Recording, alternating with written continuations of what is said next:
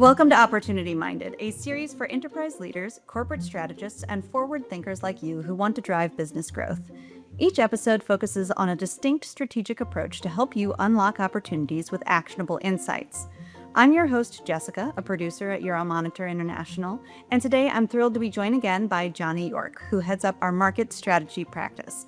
The last time I spoke with Jonny, we talked about the ins and outs of market entry, and today he's back to talk about market penetration. So if you could magically increase your share of anything in life, what would it be and why? Great. Yeah. And first of all, it's great to be back as well. That, I am a fairly new father. One thing that I would often like to do is really just increase my overall time that I can spend with my young family as well. So time, as we all know, it's very limited. We all have 24 hours in a given day.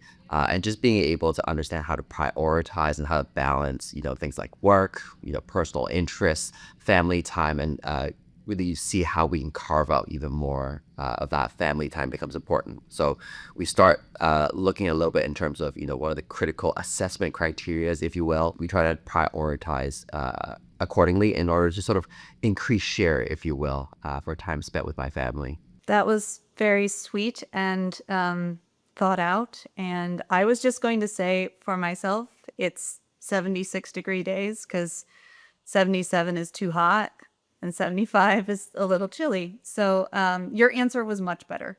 Since you already kind of brought us into talking about assessment criteria, let's go ahead and talk about market penetration. So can you tell us what market penetration is and how does it differ from market entry? Previously, we talked about market entry, which was really more about sort of navigate the unknown a little bit, right? Looking at where am I going to grow and how am I going to grow.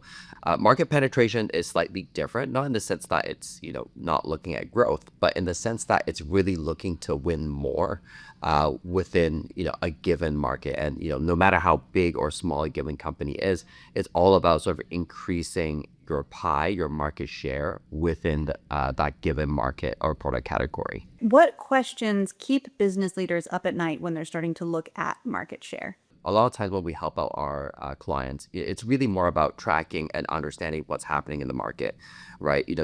Just because, you're seeing, phenomenal growth on your end, there is a moment to kind of take a step back to say, okay, is this normal within the given industry, right? Am I hitting a curve that's quite high as compared to the overall industry, or am I, just below that for whatever reason? And I think I'm doing well, but others are suddenly doing better as well. So just having, keeping your pulse to your market, understanding how your industry is performing, how your competitors are performing in context to your own organization is really going to help alleviate a little bit more of that unknown stress, if you will. So we're then kind of opening the door onto even more questions once those broader questions are answered. So how will CEOs ever sleep again? Is it just getting more granular with their data?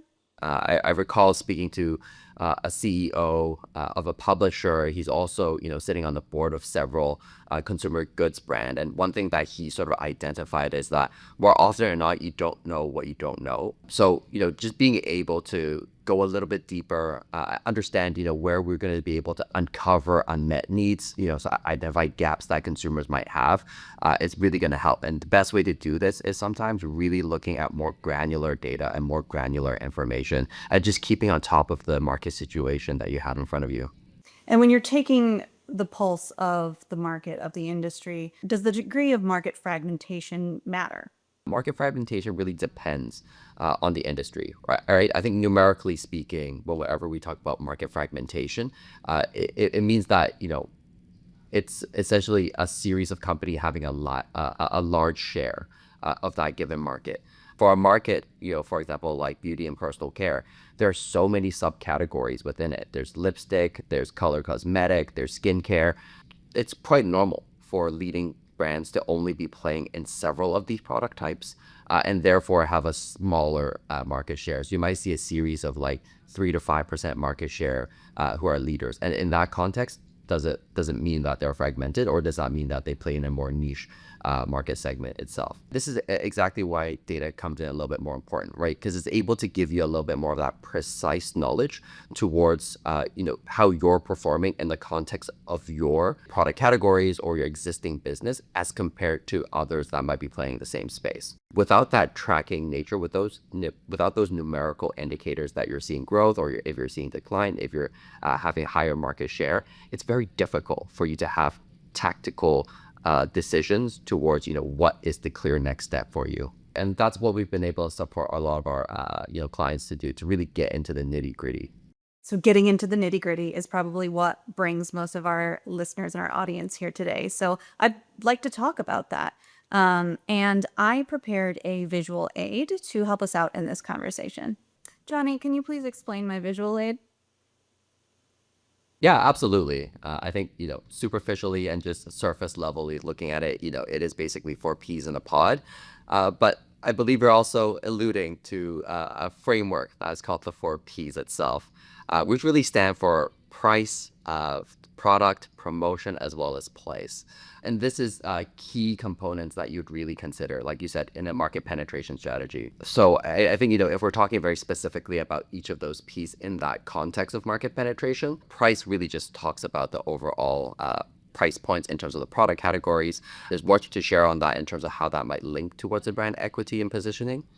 Product very much just talks about the products that you're working with, the subcategories that's in that it's currently at, and is it a growing category or not.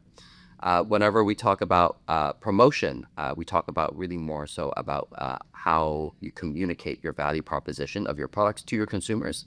And last place talks about distribution. So exactly how do we get those products to your consumers? We wanted to hear a story about a company who increased their market share from our colleagues in research. So I reached out to one of our colleagues here at Euromonitor. Philip, our global insight manager for home care, told me about a consulting project that we undertook for a key client who was looking to grow their market share in the air freshening market, specifically across North America and Europe. And so I'd like to play that for you and see what you have to say.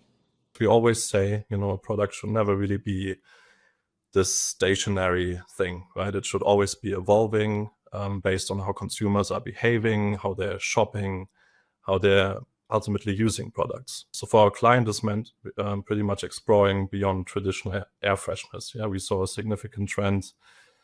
Premium fragrances traditionally found in perfumes and beauty products were making their way into the home. Think bespoke home scents, smart diffusers, essential oil mist diffusers, or even new applications you might not necessarily expect in the space. And our study provided a global vision of the fragrance experience, so highlighting how fine fragrances influencing home scents, also doing a deep dive into regional nuances, right? Because consumer preferences and behaviors can obviously differ between regions. Yeah, and then we identified major segments, formats, product formats, scents, and then also claims that are evolving. And crucially, we gathered competitor insights. Yeah, so being informed on what your competitors are doing and launching as new products is a good way to continue having an advantage. So what are you hearing there? So I think looking at that particular case, it's very open in the sense of, the client being in a position of wanting to figure out, what are sort of the right fragrance to associate their products to the consumers a little bit, right? So there's a lot of understanding in terms of almost SKU level data to really understand the differences as well. So, just to associate those a little bit more. And that's often, tied towards, I guess more R&D related type questions that you might typically get, especially from, a fragrance type company, right? What type of fragrances do my consumers really care about? What are my competitors doing that I need to bear in mind as well, right? And again, there's an illusion in terms of, keeping track of your competitors, having that deep competitor analysis to understand what are the kind of product line that they're doing and how does that potentially stack up with your own product line as well.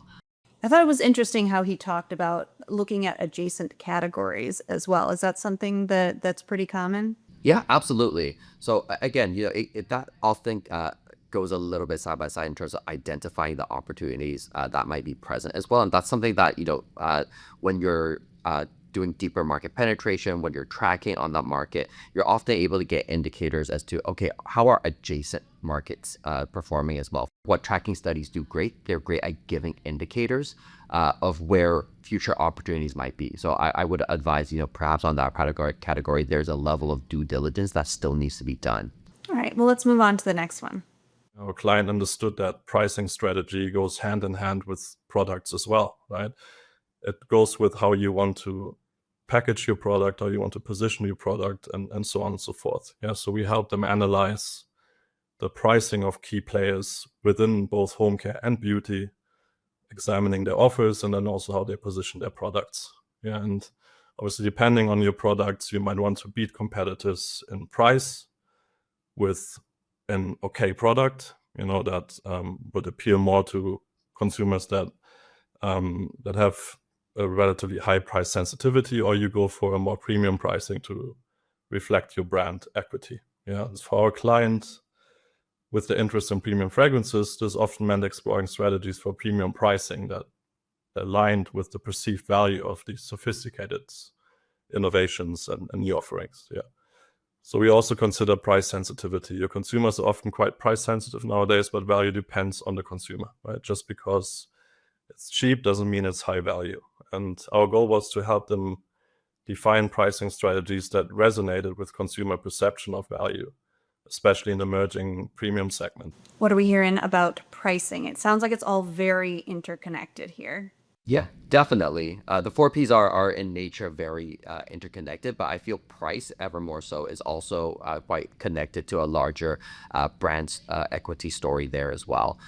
Felicia sort of mentioned it already. Price point competition often does become the forefront of a tactical battle when we're looking at market penetration. But one thing that he sort of mentioned that I completely agree and resonate with is that price points is closely connected towards your brand equity and ultimately the consumers that you're going after, right? So if your product set or product series that you have is really designed to go after a more premium set, like the fragrance brand that Philippe was talking about, it really does mean that you can't really have such a low price point because it affects what you can put inside the product as well, right? What kind of ingredients can you bring out those, natural fragrances out? However, if you're a completely different player, if you're really focusing on the mass market, you're really wanting to play that volume game, you're going to get into that price war. You're going to find yourselves doing a lot of price point promotions, perhaps 2-in-1, buy one, get one frees, really leveraging what we would typically call key consumption periods for consumers to, again, maximize your volume sales. All right. Well, let's move on to our next P then.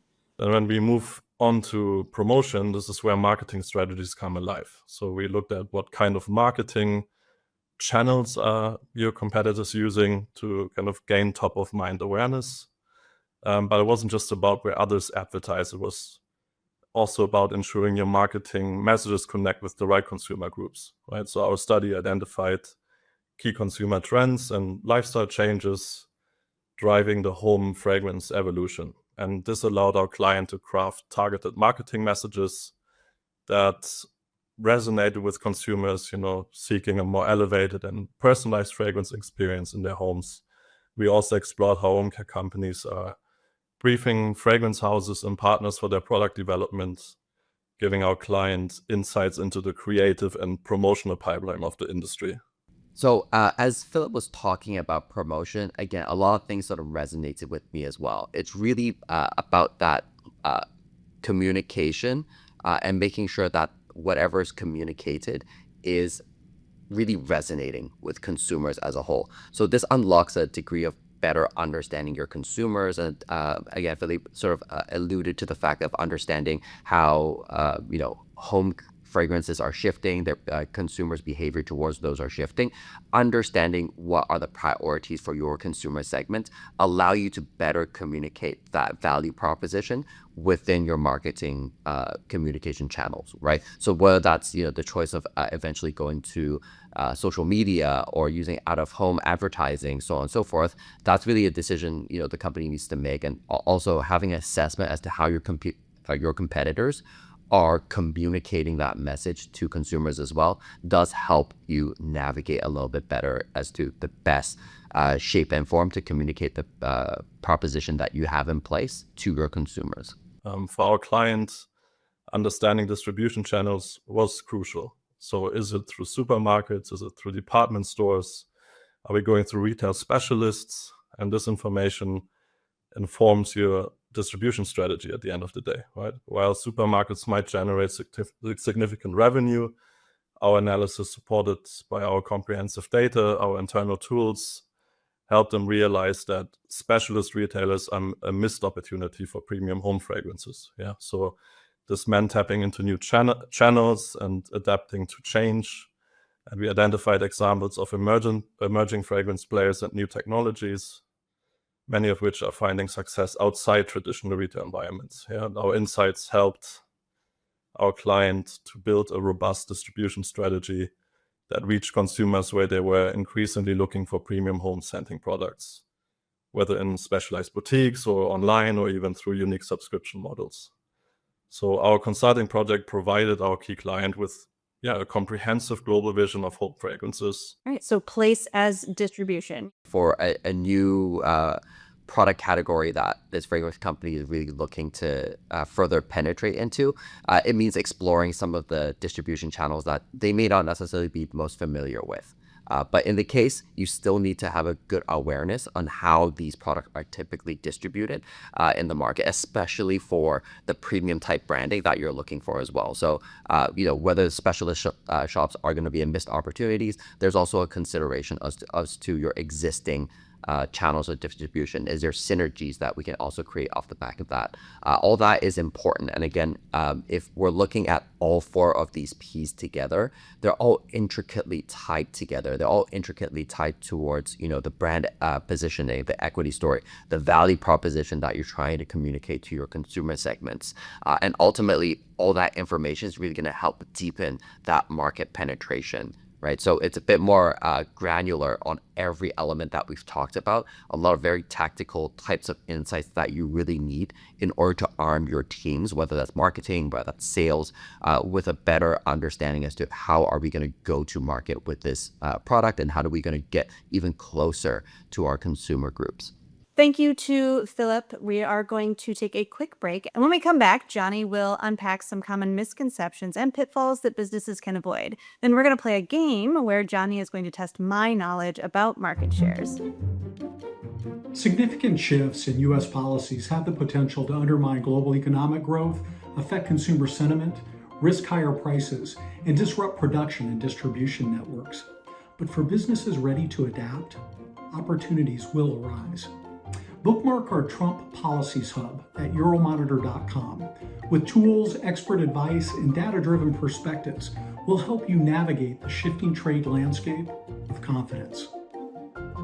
Thanks for coming back. Now, I'd like to talk a little bit about where businesses might get stuck in the process of market penetration. Are there any blind spots that you think could be avoided? I guess just overall industry data out of top line, that often becomes quite an obvious blind spot. So again, maybe using the BPC industry as a bit of an example, beauty and personal care. When you're looking at top line data, it doesn't really inform you on the behavior of things like color cosmetics or lipsticks or even skincare, just purely because the entire market, each of these products move a little bit on their own or are influenced by different factors as a whole. Another pitfall that I would potentially highlight is, perhaps whenever we're looking at information, we're using too out-of-date information. Our world nowadays is moving really quickly. Competition is very high at all given points across many consumer goods category. Relying too heavily on data from 2 years ago, even, it's already starting to inform you or at least misinform you, if I will, on what is going to happen, what has happened to that extent. Speaking then about our complex and fast-moving world, that kind of dovetails into my next question about challenges that companies might face when they're trying to increase their market share. Systemic shocks like the financial crisis or COVID-19 or sweeping policy changes, I'm sure, can make companies much more cautious in times like that. Is that right? Yeah, absolutely. And we've seen that time and time again, right? We've seen the wait and hold approach. And I think, with the past Black Swan events, the things like COVID or even financial crisis, companies have often found themselves wanting to defend and maintain the market share that they have instead of, investing into the market and understanding. And perhaps more important during these times is actually just to really keep track of how the market is reacting, how your competitors are reacting and pivoting towards a way to maintain growth. What about any other roadblocks that companies might face in this process? When you're looking at something as important as market penetration, being able to navigate your data sets becomes incredibly important. Obviously, a lot of our clients do tend to use their own internal data, which is great, but it does become a bit of a blind spot. And when you see those blind spots, you try to reach out to secondary sources, publicly available sources, information. But then it becomes increasingly overwhelming, right? You have multiple sources telling you different things about the same topic, right? Typically, what we would see is a different market size for our clients' categories. And those numbers just you cannot consolidate it or reconcile that in any way, shape, or form, right? And we see a lot of our clients sometimes, scream to us to say, hey, we really, as an organization, need a single source of truth, right? Otherwise, it's impossible for us to set targets. It's really difficult for us to plan and move forward. Our mixed methodology, multi-source approach has really helped serve our clients within that market penetration, giving them the relative truth from where we have been able to collect our sources of information from. All right, so let's say you've done it. You've increased your market share, you're a market leader, you're outperforming your competitors, your customers are chanting your brand name in the street. How do you carry on from that point? Like, what do you do? How do you hold on? Continuous monitoring. That's probably the key word that I would really highlight. And again, sort of mentioning the fact that everything moves very fast. If you asked me this question 5 years ago, companies would have been keeping track of the market maybe once per year. As of the past 2 to 3 years, we've seen companies really step up in terms of the frequency of reviewing what's happening, looking at things at a biannual basis, quarterly. In the most extreme cases, I've even seen monthly as well. But once you've gotten to a point, as you mentioned, Jessica, where everyone's chanting your name, you're number one, we don't want to be stagnant there, right? And again, that's where the continuous monitoring element comes into play, right? By keeping pulse on the market, you're suddenly able to also be the first ones to identify potential areas to grow into, right?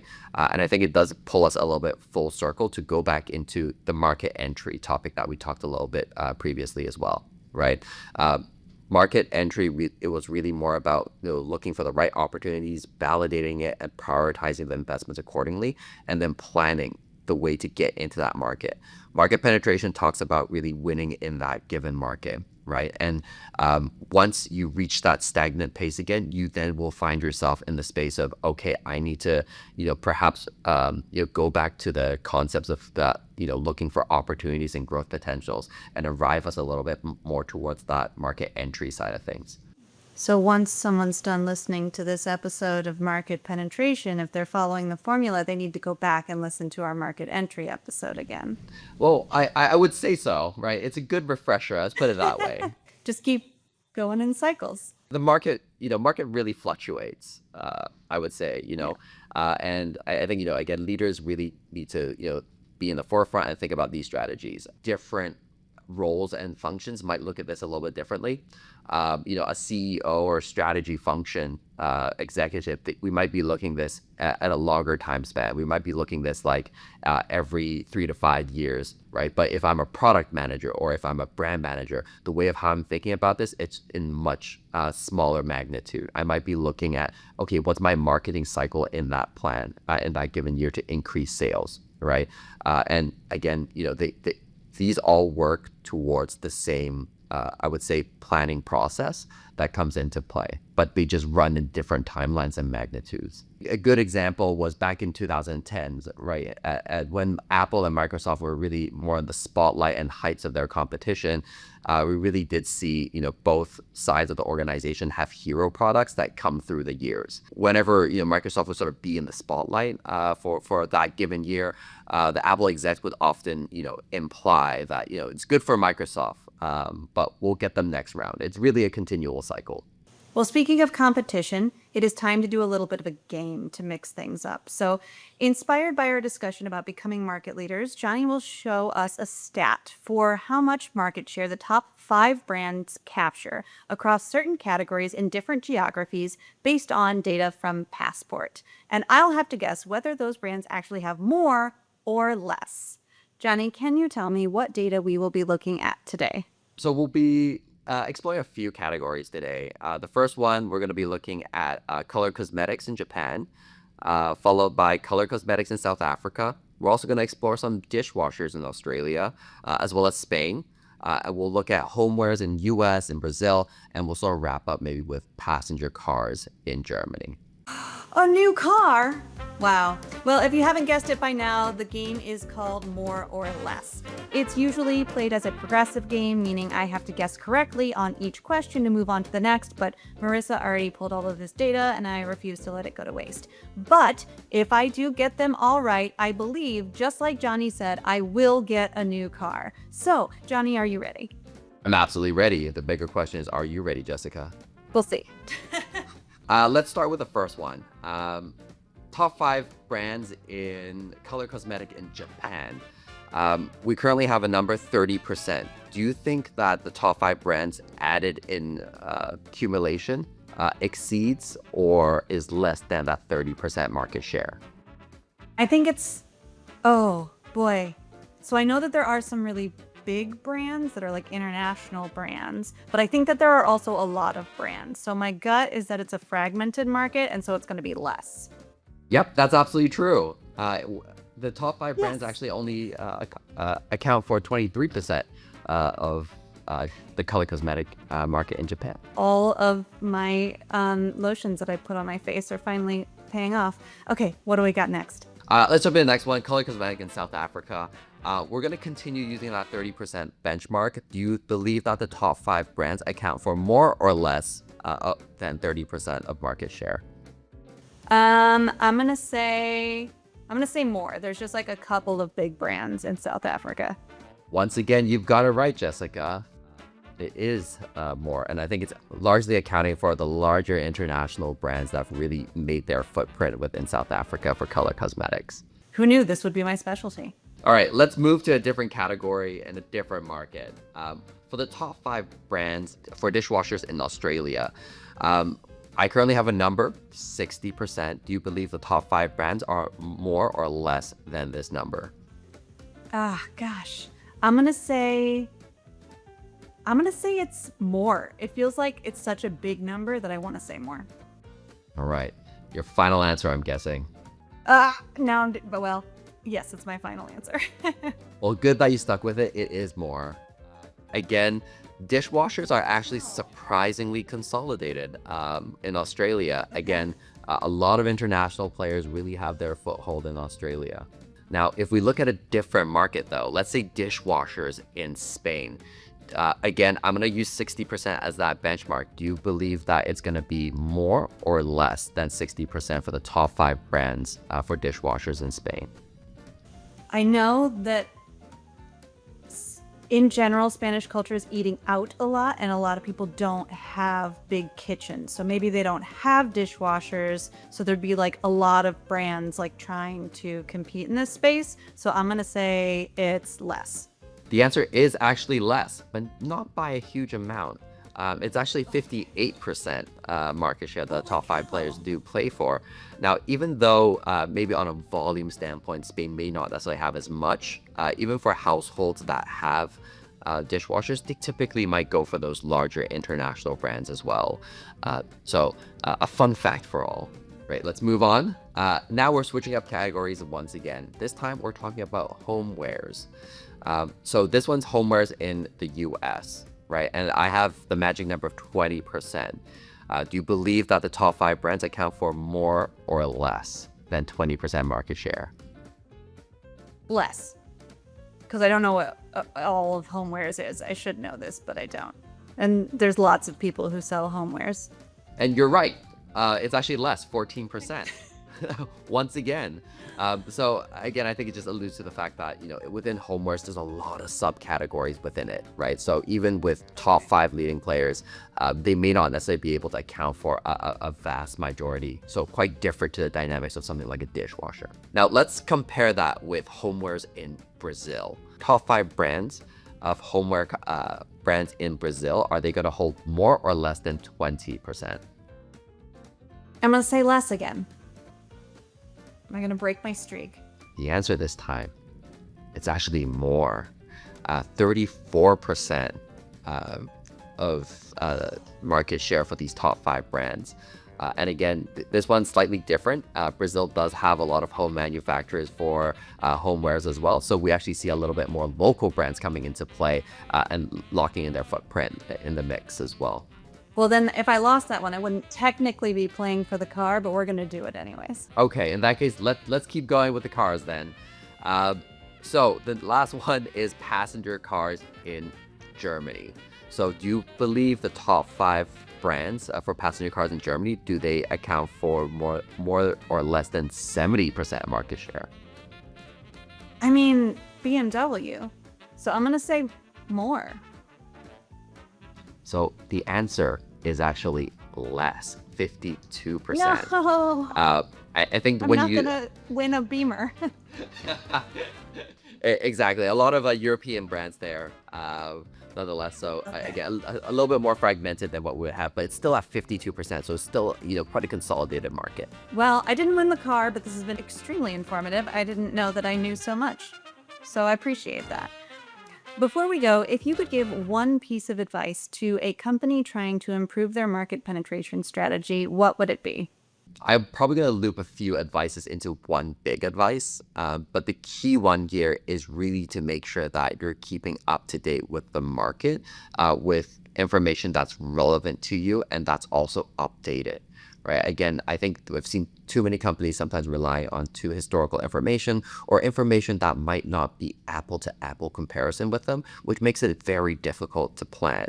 And I think, for a lot of our clients that sort of been working on some of these tracking studies with us to really understand how to further penetrate their markets, they've seen a lot more ROI actually in their decision making time spent. So a lot less time spent on decision making and a little bit more time spent on actually actioning some of the plans. Well, thank you everybody for tuning into this episode of Opportunity Minded, brought to you by Euromonitor International, the first destination for organizations seeking growth. A big thank you to Philip and to Jonny for sharing their expertise with us today.